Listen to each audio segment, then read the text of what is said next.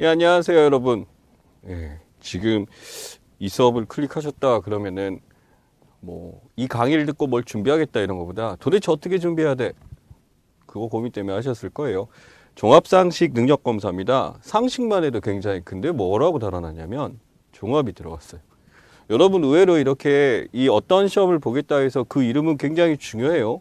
그러면 그거의 성격에 대해서 막 유형 분석해놓고 또는 거기서 공고 뜨고 이런 거 있잖아요. 굉장히 중요해요. 이게 굉장히 중요하다는 거는 그거 갖고 문제를 맞추겠다라는 게 아니에요. 여기서 다른 영역이 어디까지라는 거에서 정확히 분석을 하고 들어가야지 아니면 쓸데없는 걸 너무 많이 보게 된다라는 거지. 아니 그렇다면 이거를 좀 놓고 가는 건 또 안 되잖아요. 아시다시피 점수대를 봤었을 때 어느 정도 70에서 80까지는 뽑아줘야 된다라고 한다면 영역 하나를 버린다라고 했을 때 다른 영역 다 맞춰야 되고 이런 상황이 발생하죠. 그러니까 이걸 고민을 많이 하셔야 돼요. 그리고 이 농협이 또 영역이 상당히 독특합니다. 우리가 상식, 커먼센스라고 하는 건 충실하긴 한데 너무 이제 동떨어져 있죠. 당연히 우리가 지원하는 것의 특징상 경제하고 금융은 처음에 나옵니다. 경제하고 금융에 대해서 분류를 해보자라고 한다면 경제 파트에서는 제가 보기에는 내용이나 이런 면에 있어서 딱 고등학교 경제 수준입니다. 고등학교 경제 수준과 그 다음에 신문에 있는 내용이 전체를 보자는 게 아니라 신문에 보게 되면 무슨 단에 경제란에 나와 있는 상식이라고 할 만하죠. 그러니까 기사가 이렇게 딱 떴을 때 뭔가 이제 체크를 해놓고 이렇게 별표해놓고 무슨 생생상식 무슨 상식 해갖고 해놓는 게 있어요. 보통 그게 잘 되는 게 경제신문인데 그것 때문에 경제신문을 불어보시다라기보다는 여러분 한 달마다 이렇게 확인해서 나오는 게 시대고시에도 지금 보면은 그런 게 있습니다. 한 달마다 나와서 정리해서 경제 쪽에 하게 되면 토픽들 달아놓고 이런 거에서 한 20가지, 30가지 이런 것들 그 중에서도 가장 코어가 되는 걸 낸다고 보면 돼요. 왜? 앞에 보게 되면 구분의 순발력형이에요. 절대 우리가 깊은 사고나 경제학 원론적인 지식을 요구하는 게 절대 아니기 때문에 그렇게까지 준비하는 것은 옳지 않습니다. 그리고 사회라고 분류를 해놨는데 이 사회는요 경제 파트를 제외한 나머지 파트라는 건 신문에 있는 우리가 정치면도 있고 사회면도 있고 이런 것들이 있잖아요. 그쪽에서 나와 있는 것들이다라고 보시면 될 것 같아요. 법이 나올 수도 있고요. 또는 사회문화, 사회학이 나올 수도 있고요. 이러한 것들이 제시가 됩니다. 근데 이 영역은 절대로 기본적으로 이 고등학교 정도의 수준에서 이루어지는 것이지 그거 이상의 과도한 대학의 학문을 요구하는 게 절대 아니에요. 왜? 신문이니까. 신문은 누가 보냐를 생각한다면 그 카테고리가 어디까지나 생각했을 때 그 수준이다라는 거죠. 그러니 여러분들이 자기 전공이 뭐다 그래서 언론 펴놓고 그렇게 정리하는 거는 진짜 무식한 짓입니다. 그게 무식한 게 앞에 다시 순발력형이니까. 그러니까 인지적으로 바로 푸는 문제를 얘기하는 거지 커다란 고차 사고력을 요구하는 게 절대 아니라는 게 상식의 커먼센스의 핵심이에요. 한국사 보이시죠? 어떤 상식에서도 빼놓지 않고 한국사는 됩니다. 최근에는 한국사뿐이 아니라 세계사까지 같이 한 데도 있어요. 근데 한국사 같은 경우는 기본적으로 어느 정도 수준이냐라고 한다면 이거는 중학교 3학년 수준이에요. 제가 보기엔. 중학교 3학년에 이제 표들 이렇게 정리한 거 보면 그 정도 수준이고 한국사 검정시험으로 보자면은 4급 정도? 네, 그 정도입니다. 여러분이 만약 이걸 준비하신 분이 있었다라고 한다면은 크게 무리 없이 가능할 거고요. 조금 애매한 게 순서 문제 나왔을 때 그렇게 했는데 그거는 솔직히 그래요. 순서 문제를 준비하기 위해서 연표를 다 봐놓는다? 저는 그 시간에 차라리 신문 한 번 더 읽겠습니다. 예, 그렇게 보고요. 컴퓨터가 있습니다. 예, 컴퓨터가 있는데 이 컴퓨터는 여러분들이 이제 주로 쓰게 될 게 뭘까요?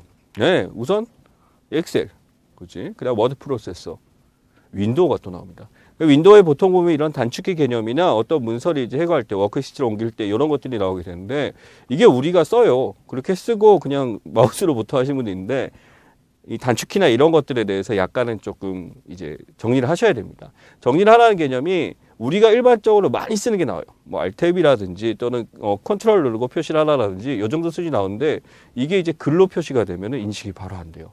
솔직히 저 같은 경우도 이제 컴퓨터를 그렇게 능숙하지 않은 편은 아니에요. 꽤 쓰는 편에 속하는데 이걸 문제로 딱 보면은 순발력 있게 나오진 않더라. 한번 키보드 눌러보고 이렇게 돼요. 그러니까 이제 그런 게 좀 필요합니다. 나왔었을 때 그래서 여러분들이 판단할 때 옳지 않은 것은 이라고 해서 답을 찾았어요. 그럼 나머지 보기들을 정리하시면 그 정도 선이면은 준비가 되지 않을까. 이것 때문에 또 기능사 책이나 이런 것까지 보실 필요는 전혀 없습니다. 자, 그 다음에 이제 예절이 있어요.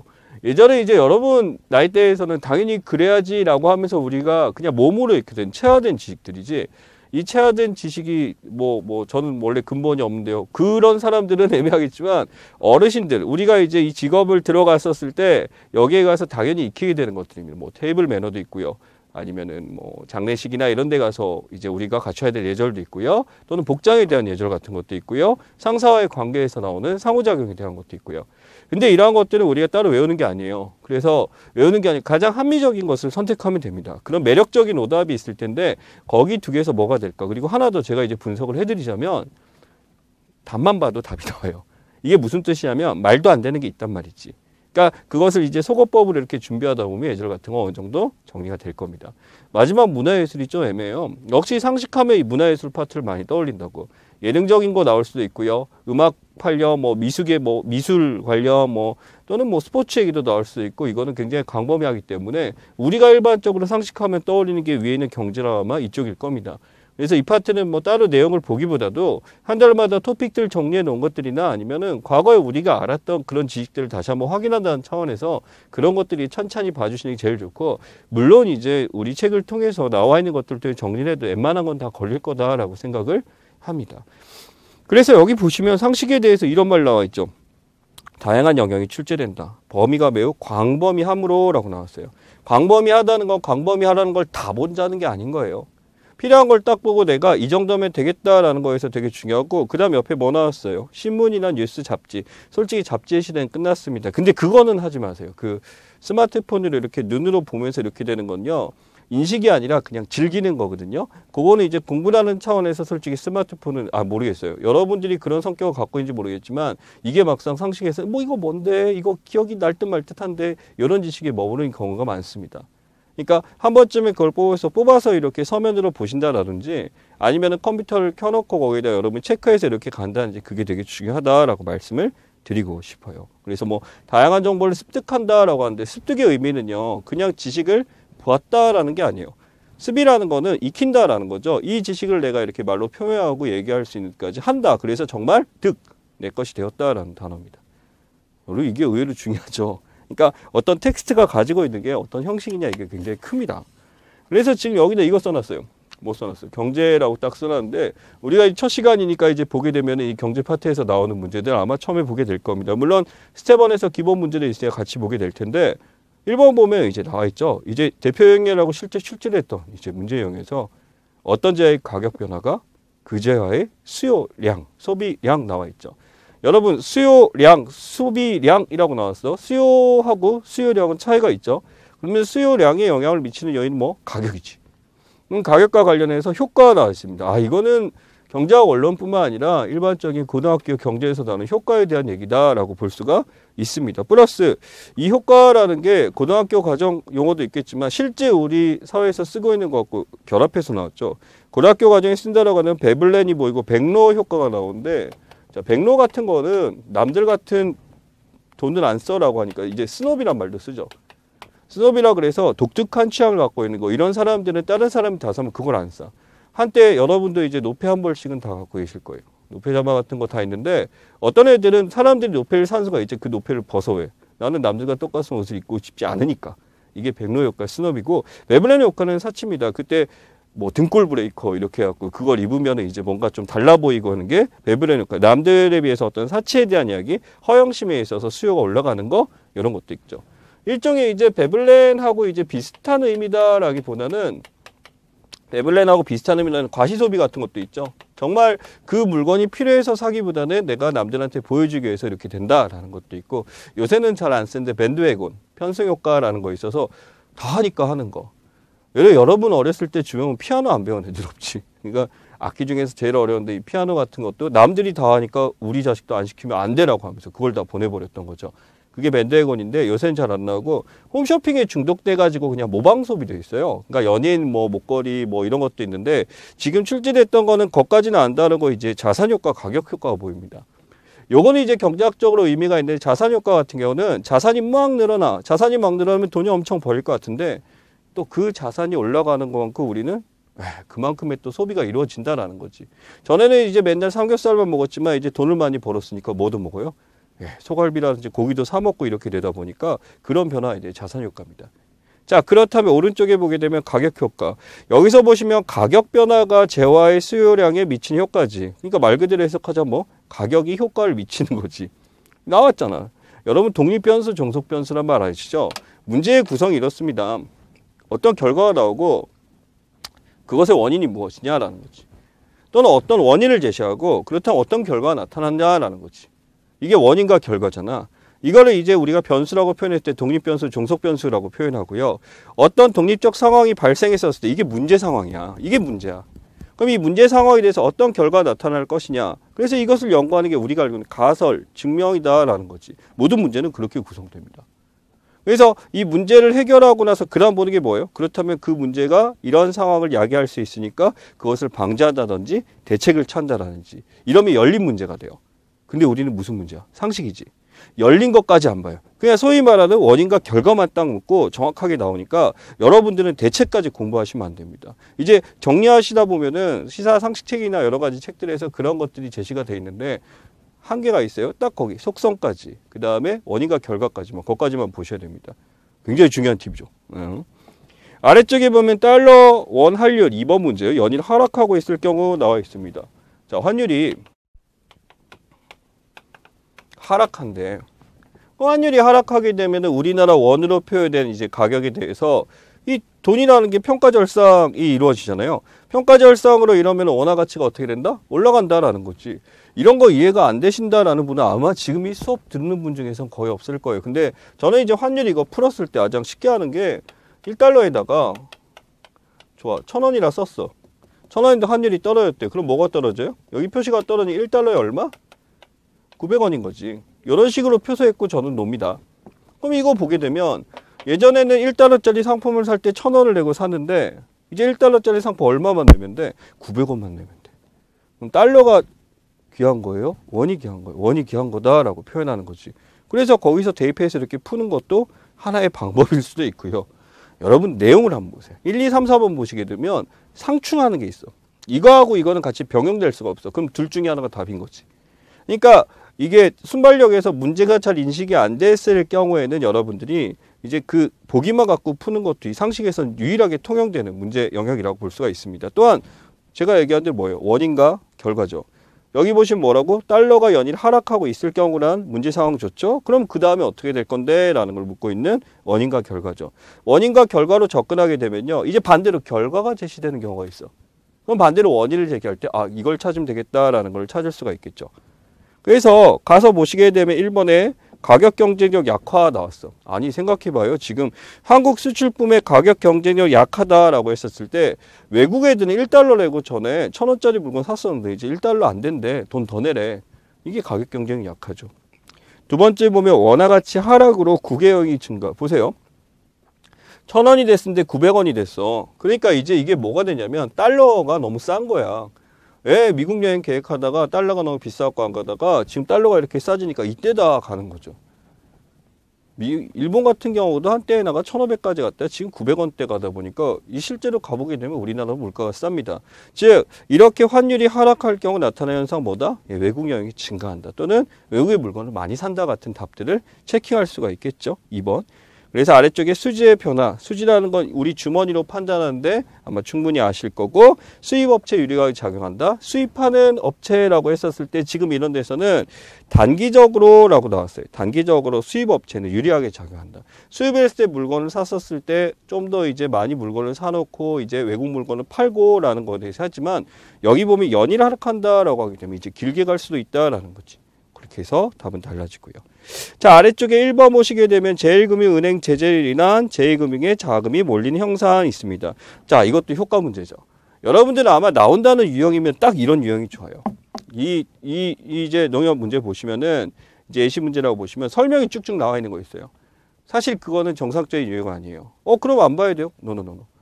그렇게 설명이 나왔다라는 거는 친절한 겁니다. 그래서 여러분들이 이렇게 해서 그 뜻과 설명을 공부하라는 뜻이고 사실 유형은 이렇게 어떤 현상을 딱 묻고 이게 명사로 어떤 거냐라고 묻는 게 가장 적합한 유형일 겁니다. 그래서 여기 보시면 맨 처음에 뭐 나왔습니까? 1번에 풍선효과 나왔죠. 풍선효과라 그러면은 지금 여기 이렇게 얼굴을 누르잖아요. 누르면은 폭 들어가는 게 아니라 다른 쪽 살이 이렇게 튀어나와. 그러니까 한쪽을 밀면 한쪽이 커지는 거지. 자, 사교육 시장으로 설명해 볼까요? 예를 들어 학원을 막 없앤다라고 해요. 그러면 학원을 막 없애게 되면 애들이 학원 안 다니고 열심히 공부해? 아니지. 뭐가 많아져요? 예, 과외가 많아지지. 그러니까 과외 활동이 많아진다. 과외를 막 잡았어. 그럼 뭐가 많아져? 학원이 많아지지.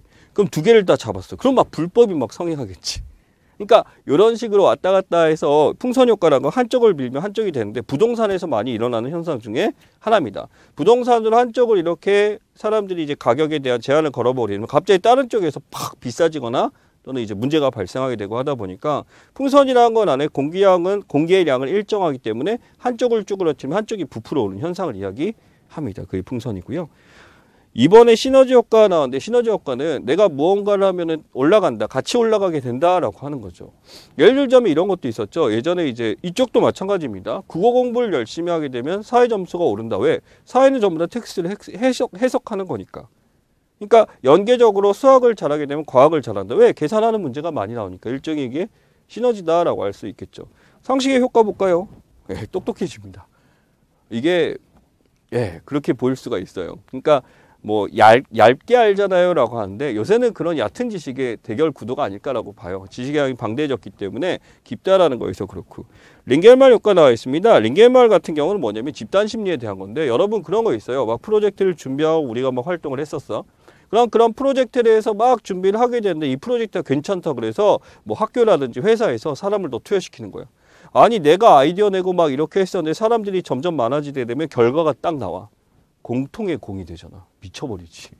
그러니까 집단이 많아지면 참여자가 많아질수록 그 가치는 떨어지게 된다라는 거지. 그러다 보니 어떤 프로젝트나 좋은 걸 독점하고픈 심리 같은 것들이 많이 있죠. 예, 그런 것들에 대해서 얘기하는 게 링겔만이다라고 할 수 있고요. 칵테일 파티 같은 경우 이런 게 있습니다. 여러분들 이런 거 많이 있는데 여러분 이제 뭐 농협을 준비한다. 왜 농협에서 붙을 수 있을까요? 라고 해. 근데 이제 첫 번째 갔더니 합격한다라고 해. 불안하잖아. 두 번째 또 점집을 갔어. 합격한대. 그래도 불안해. 세 번째 갔어. 금년엔 불안해. 그렇지. 안 된다고 했잖아 내가 하면서 이게 바로 뭐냐면 점집의 말을 믿는 것이 아니라 어떤 칵테일 바나 이렇게 바 파티를 가게 되면 사람들이 수도 없는 주제를 갖고 얘기하는데 이 중에서 내가 제일 듣고 싶은 것만 골라 듣는 거 이런 거 되게 많아요. 여러분도 그런 거 있잖아. 뭐 예를 들어 공부하기 너무 싫어. 근데 공부는 해야 된대. 근데 갑자기 어떤 TV에서 공부를 너무 많이 하면 머리가 나빠진다. 그럼 어떻게 해? 어머니한테 보여주지. 뭐라고? 공부 많이 하면 안 좋아진다고. 그러니까 나가서 놀자고 하면서 이렇게 되는 케이스 있죠. 이게 바로 뭐냐면 대표적인 칵테일 파티의 특징이다라고 할 수가 있습니다. 여기 보면 이제 풍선이죠. 제일금은 은행 하게 되면 이 금융위로 돈이 몰리게 되고 이런 효과가 풍선 효과의 대표적인 현상이다라고 말씀을 드리겠습니다. 대표형 2번 보면 사회 나와 있어요. 사회 나와 있는데 맨 처음에 보니까 뭐가 나와 있어요? 노동자가 아닌 사용자 측이 할 수 유일한 쟁행위. 자, 문제 좀 푸시는 분 바로 나오죠. 노동자가 아닌이라고 나오면 지워버리세요. 상식은요. 우리가 고도의 사고력을 측정하는 것이 아니라 명확하게 이게 묻는 것이 뭐다를 바로 추상적으로 뽑아내고 그럼 거기와 관련된 걸 찾기 때문에 아니는 지워야 돼요. 우리 헷갈려져요. 사용자 측이 할 수 있는 유일한 나왔어. 사용자만 하는 행위를 찾아라지. 그럼 상호간에 같이 하는 게 아니라 사용자만 하는 거 사장이 할 수 있는 행위다라고 표현하는 거죠. 그게 또 뭐예요? 쟁의죠. 이제 다툼이죠. 그러니까 노사 간의 갈등이 있었을 때 이때 어떤 행위를 할 수 있는 것을 쟁의에 대한 얘기다 이렇게 표현했어요. 1번에 뭐 있습니까? 준법투쟁. 뭐 이 준법투쟁은 노동자도 당연히 하고 양쪽 다 하는 거니까 아니죠. 생산관리가 쟁입니까? 생산을 관리하고 이런 건 너무나 어떤 시스템 하에서 당연히 필요한 거고 피케팅을 사장이 하나요? 사장이 갑자기 피켓팅에서 우리 노동자 일 열심히 해라. 월급 올려줄 수 없다. 사장이 나와서 막 이거 메고 하나요? 아니죠. 노동자 측이 하죠. 마지막에 뭡니까? 직장 폐쇄에 나왔죠. 직장을 폐쇄해가지고 이제 직원들이 일을 못 나오게 해서 하나의 자신의 주장을 이제 계속적으로 유지하기 위해서 하는 것들을 나와 있습니다. 이런 게 일반적으로 사회에 나오는데 자 이게 문제가 이런 식으로 나오면 쉽죠. 근데 가끔씩은 또 힘들게 나올 수 있는 게 있습니다. 예를 들어 그 다음에 예시로 나와 있는 비정규직 관련법에서 비정규직 노동자에 해당하지 않은 것. 조금이라도 관심 있으신 분들은 아마 이거 봤을 거예요. 근데 여기 보니까 기간제 단시간 파견 이해갑니다. 근데 뭐가 있어요? 무기계약직. 그러니까 이 중에서 가장 기간이 무기한으로 길다라고 하는 게 무기계약직인데 뭐 이건 제가 시사를 강의하고 있는 입장에서 얘기를 안 할 수가 없지만 무기계약직은 정말 기업의 입맛에 너무 딱 맞는 제도죠. 뭐냐면 정규직도 아니야. 계약직이야. 근데 계약직이라고 하기에는 기한이 제한이 없어. 이게 뭐야? 정규직인데 계약직과 똑같은 낮은 월급을 주고 계속 쓸 수 있게 만드는 제도죠. 기업의 입맛에 맞는. 그러니까 이거라도 했으면 좋겠어라고 해. 계약직의 입장에서는. 근데 계약직의 입장에서 그렇지만 막상 기업 입장에서는 좋아, 그럼 정규직하고 이것만 계속 쓰겠다라고 하니까 굉장히 아픈 제도죠. 예, 그러다 보니까 대표적인 이제 계약직에서 비정규직 노동자에 해당하지 않긴 하지만 약간의 중립적인 양쪽의 성격을 다 가지고 있는 것은 무기계약직 근로자다라고 얘기할 수가 있습니다. 예. 자, 그 다음에 아래쪽에 보면 한국사역이 나와 있습니다. 여러분 여기 보시면 고려시대 관리가 내용을 봐서 이를 관리감찰하던 기간. 잘 들으세요. 이 국사는 조금 달라요. 나와 있는 것만 보는 게 이 위에 거라고 한다면 한국사 파트는요, 조금 이제 통시적으로 좀 보셔야 됩니다. 뭐냐면 이쪽 문제에서 판단했을 때 지금 뭐라고 제시가 됐냐 했더니 여기 지금 예, 조선시대,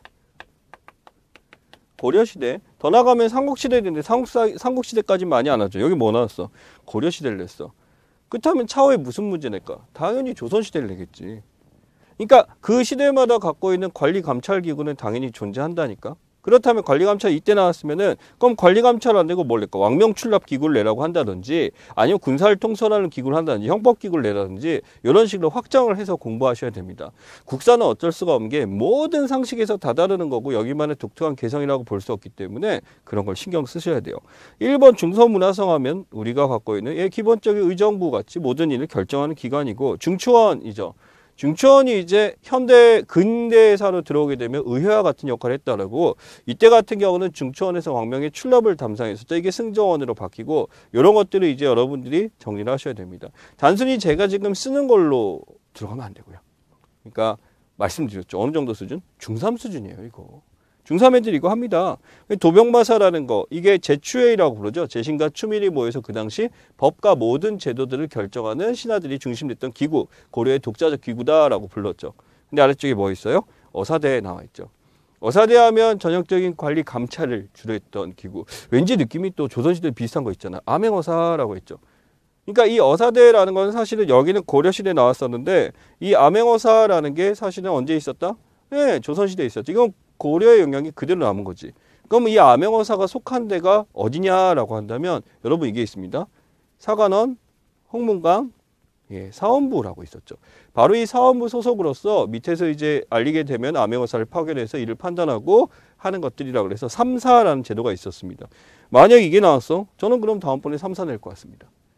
그러니까 바로 뭐냐면 국사라는 거는 나왔던 문제를 기준으로 이것에 확장해서 이것과 비슷한 유형 또 이것과 비슷한 시대에 있었던 거 이런 식으로 이제 텀을 맞춰서 진행하시게 되면 완벽한 정리가 됩니다. 그리고 쓸데없이 제발 너무 세세한 것까지 보는 건 절대 안 돼요.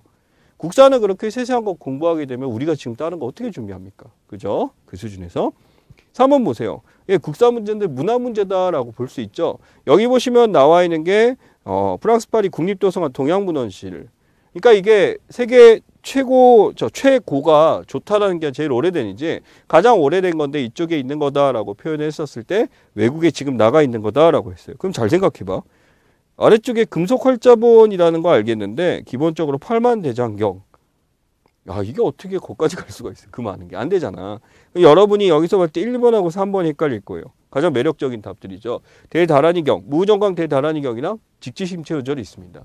여기서 우선 정답은 직지심체요절이에요. 왜냐하면 핵심은 가장 오래된 금속 활자본이다라는 거지. 금속으로 쓰여졌다라고 하면 무정강 대다란이경이고 직지심체는 오래된 거 맞아요.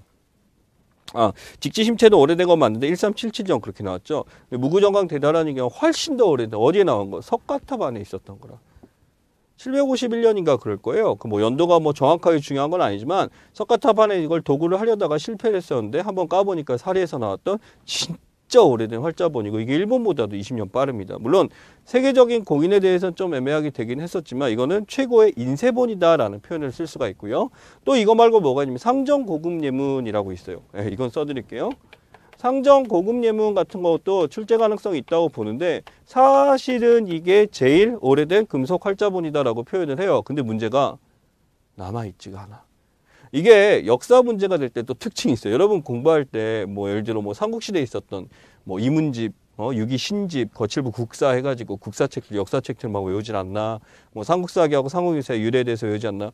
외우실 때 여러분 중요한 게 뭐 황룡사 구충석도 있어요. 이런 거 외우실 필요 없어요. 왜냐하면 남아 있는 걸 냅니다. 이해하셨죠? 역사라는 건 유물과 유적에 대해서 이제 책에 나와 있는 내용도 중요하긴 한데 실제 있는 걸 증거가 있는 걸 낼 수밖에 없습니다. 상식. 그러니까 유추해서 이렇게 할 수 있는 거. 예를 들자면 구석기 신석기들의 삶에 대해서 출제할 수가 없어요. 그럼 뭐만 냈냐? 구석기 신석기가 나온 다음에 그때 실제로 썼었던 유물들, 우리가 지금 볼 수 있는 것들만 출제가 돼야지 그때 삶을 유추해서 무슨 삶을 살았네 이런 거는 역사 문제에서는 절대 못 냅니다. 그러니까 역사 문제 공부할 때 그런 거를 차치하고 가면은 아마 여러분 한 30%는 빠져요. 할만해요. 그죠? 상정고구님은 외우기가 쉽습니다. 1, 2, 3, 4년. 저 이거 중학교 때 외운 건데 근데 이것도 역시 제일 오래된 금성활자 맞으나 남아있지 않다라는 거. 그래서 남아있지 않은 것이라고 하기 때문에 그게 나오게 되면 또 여러분이 최고라고 외웠었기 때문에 헷갈릴 수 있어서 매력적인 오답으로 이게 나올 수가 있습니다. 자, 그 다음 넘어가 보게 되면 예절 파트가 있어요. 예절. 직장에서 상사 부하 간의 보고 예절. 그러니까 보고를 드릴 때 어떻게 해야 되는데 여기 핵심이 뭡니까? 주어가 두 개예요. 직장에서 상사와 부하야. 누가 주가 된 게 아니라 양쪽을 다 보겠다라고 하는 거지. 그럼 보고를 할 때 한번 우리가 상황을 생각해 봅시다. 어떤 보고할 상황이 있어. 첫 번째 보고할 때는 상사 얼굴을 주시한다는데 솔직히 1번 보기는 조금 마음에 안 들어요. 주시는 맞는데 어딜 봐야 되냐라는 거지. 일반적으로 인중이라고 얘기하고 이 눈 아래 눈두덩 면접의 요령이 나올 거예요. 여러분 준비하실 때. 왜냐면 눈을 직시한다라고 하게 되면 요거는 약간 이제 예의 어긋날 수도 있기 때문에 여기는 얼굴을 주시한다. 틀리지는 않죠. 아래를 보고 하는 건 아니니까. 2번에 부하 직원이 오래 서 있는 상태에서 보고하지 않도록 배려한다. 당연하죠. 서 있는 상태에서 하게 되면 당연히 집중력도 떨어지게 되고 왠지 혼나는 기분 나고 이렇게 되니까 아니고 서면 보고일 경우 자신의 것과 상사의 것 2부 이상 준비한다. 2부 이상이라고 하면 1부를 준비한다고 비교하는 거지. 여러분 판단이 안 될 때 이렇게 2부 이상 숫자가 나왔어. 3부 이하 나왔어. 그럼 반대답을 해. 4부 이상을 해봐. 그럼 어떤 게 더 맞는지 판단하는 거지. 상사한테 보고하는데 1부 딸랑 해갖고 주고 나서 했어. 당연히 아니겠지. 4번 상황의 변화가 있는 경우 서면으로 정리하여. 좋네. 최종 보고 나왔어. 상황이 변화했어. 그럼 중간에 이게 상황이 변화했고 지금 이걸 어떻게 해야 돼? 바로 보고에서 판단 들어야지. 나 혼자 직결적으로 혼자 막 해갖고 최종 보고만 쌀랑해버리면 어떻게 돼? 당연히 깨지죠. 너 왜 이거 보고 안 했어? 라고 하지. 예절 문제가 이래요. 예절 문제는 우리가 난이도가 높아서 어떤 정답이 있다기보다 우리가 정해져 있는 상황에서 어떤 도덕률인 거지. 우리 상황이 내재되어 있는 하나의 규칙, 규범인데 이게 정확하게 나와 있지 않은 거지. 그러나 나와 있어요. 여러분 이렇게 문제가 출제될 때 한번 쳐보세요. 구글링을 하시고 쳐보시고 따로 책 구입 절대 하지 마세요. 책 구입 같은 거는 너무나 많은 내용이 있어서 오히려 혼동을 주고 매력적으로 빠지게 되고요. 차라리 이거 딱 쳐 몇 가지 요령, 7가지 요령, 테이블 매너, 양식 테이블 매너 하면 5가지 요령 정도 있어. 그 수준에서 출제가 됩니다. 그러니까 이건 힘들게 준비하실 필요가 없어요. 식사 예절 나왔죠.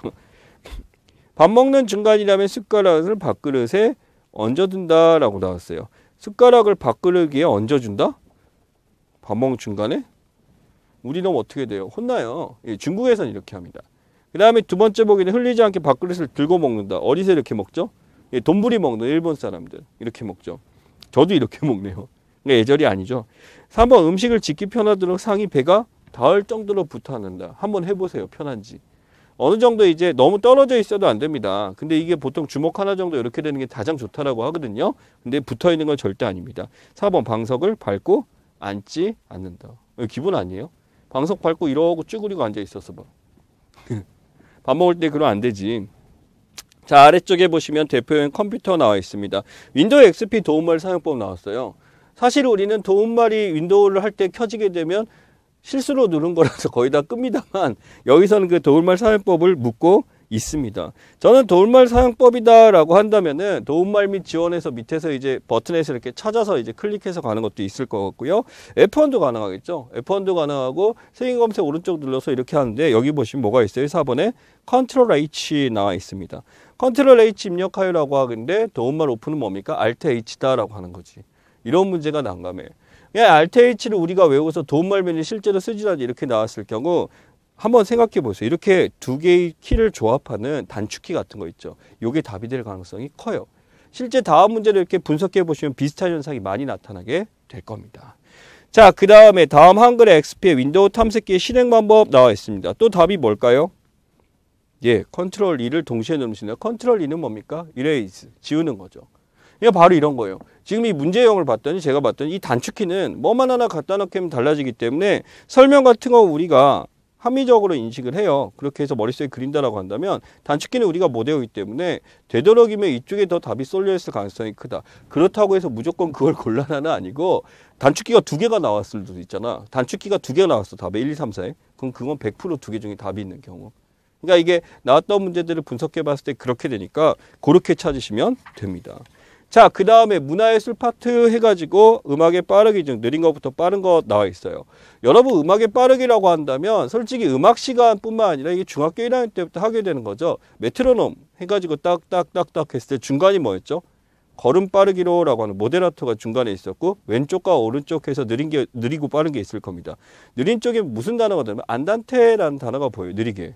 느낌이 오지. 그럼 티노, INO가 붙게 되면 이제 거기서 약간 조금이라는 의미가 됩니다.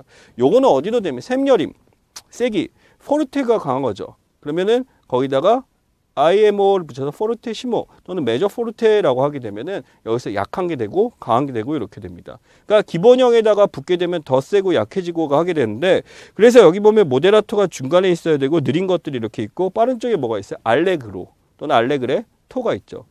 근데 이게 나왔다고 하니까 이거 말고도 또 뭐가 있어야 되냐면 이거 말고 지금 4개 나왔지? 그럼 5개 다른 쪽이 나올 수도 있는 거지.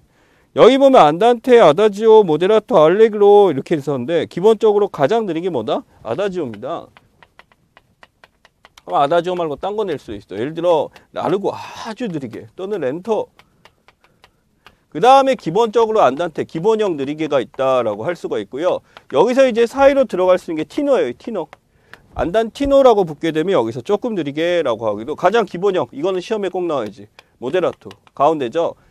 이게 메트로놈으로 땅땅땅땅 88 정도거든요. 이제 그 정도로 맞추고 자, 그 다음에 가게 되면 여기서 알레그로가 나오는데 알레그로 위에 뭐? 알레그레토라고 해서 들어갈 수가 있어요. 잘 안 되니까 이건 집어넣으면 안 돼. 이렇게 되고 가장 빠른 게 뭐냐라고 한다면은 여러분 이거 들어보신 분 있을까요? 비바체라고도 하고요. 이제 전문 용어 뭐 비보라고도 있고 이거 막 여러 가지가 있습니다. 비보 처음 보실까요? 제가 이런 걸 왜 하냐면 저는 이제 피아노를 오래 쳤어요. 그래갖고 이제 음악 쪽에 해갖고 이거 나오게 되면 너무 좋다라고 풀게 되는데 이런 것까지 부를까? 그럼 만약에 이런 걸 문다라고 하면 빠르기잖아. 빠르기만큼 또 음악에 표현할 때 중요한 게 뭡니까? 샘여림입니다. 예, 피아노와 포르테가 있고 커지고 작아지고 그냥 기호로 낼 수도 있고 이렇게 되고요. 또는 몇 가지 뭐 페르마타나 아니면 뒤에 있는 이제 몇 가지 악보를 볼 때 들어가는 것들 뭐 싱코페이션이나 이런 것들을 한 번씩 봐줄 필요가 있어요. 실제로 다른 데서 상실했을 때 잘 내는 것 중에 하나인데 여기서는 느린 거 빠른 거 빠르기면 저는 다음번에 예언합니다. 샘여림입니다. 세고 악하고. 자, 그래서 아래쪽에 설명이 좀 나와 있네요. 음악의 빠르기에 대해서 보시면 되고 유네스코 세계기록유산. 문제 너무 좋죠. 왜? 이번에 바로 유네스코 세계기록유산에 우리의 뭐가 들어갔어요? 유교에서 하게 되는 한국에 있는 여러 가지 책들. 이황 선생, 퇴계 선생과 그 다음에 율곡 이희 선생의 책들이나 이런 것들이 들어갔는데 이것보다 더 유명한 게 뭐였어? 이산가족 방송이죠. 이게 기록유산으로 이제 등재가 됐었는데 우리가 알아야 될 게 이 기록유산 고서책들 대부분일 것 같지만 이렇게 방송도 들어간다라는 거에서 굉장히 큰 의미가 있다라고 하고요. 이거는 기본적인 세계유산하고는 궤를 달리하게 됩니다. 관리하는 영역이 달라. 유네스코에서 하긴 하는데 관리하는 데가 달라. 근데 여기 보면 4번에 뭐라고 나와 있어요? 세계유산의 세부 종목이라고 나와 있지. 카테고리가 따로 떨어져 있는데 이걸 같은 곳에 묶어놨다라는 거죠. 되게 어려워요, 교수님. 그러면 위에 있는 거 보세요. 소중한 기록물을 보존하고 적절한 기술을 통해 관리하는 유네스코 등록제도. 요런 말이 틀리겠냐고. 그러니까 문제를 읽었을 때 여러분들 딱 봤을 때 도저히 이걸 틀리게 낼 수 없는 문제이고 그저 합리적인 문제이다. 이걸 피해야 돼. 이게 상식의 핵심이에요. 할 수 있는데요. 막상 가봐 그게 되는지 생각보다 쉽지가 않아요. 그러면서 이걸 딱 봤었을 때 기본적으로 어떻게 읽느냐라는 게 굉장히 중요합니다. 기록유산에 등재된 유네스코의 보존과 기술 좀 받는다. 이건 너무 당연하지. 이상인데 2번이 그렇죠. 고문서가 대부분이지만 도서나 신문, 포스터, 기록이 담긴 자료를 비롯한 비기록 자료와 영상 미디, 디지털 데이터로 등록 대상이다. 디지털 데이터에서 애매한 거야. 근데 이 당시에 뭐가 나왔어? 이산가족 방송이 이제 들어가게 되면서 디지털 디바이드, 디지털로 이제 형태로 들어간 데이터도 여기에 들어갈 수가 있게 됐다라는 거죠.